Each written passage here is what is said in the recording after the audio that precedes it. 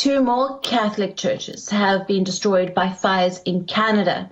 The two churches were located in Indigenous communities in Western Canadian region of British Columbia. The incident follows the grim discoveries of nearly 1,000 unmarked graves at the former church-run Indigenous residential schools in the country.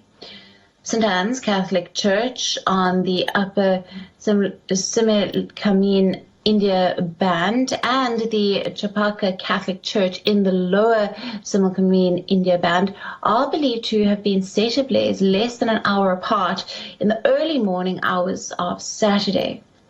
Now, Sergeant Jason Bader of the Royal Canadian Mounted Police said in a statement, and I quote, "Both churches have been destroyed.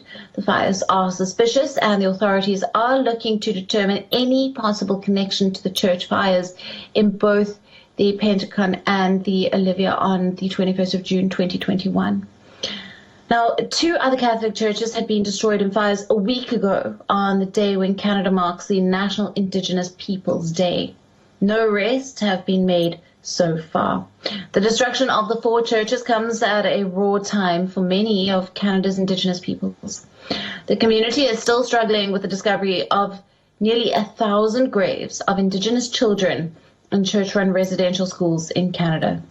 The remains of 215 school children were discovered at a former residential school in Kamloops last month, while ground-penetrating radar mapping also helped locate 751 more unmarked graves at another school in the Mariaville this week.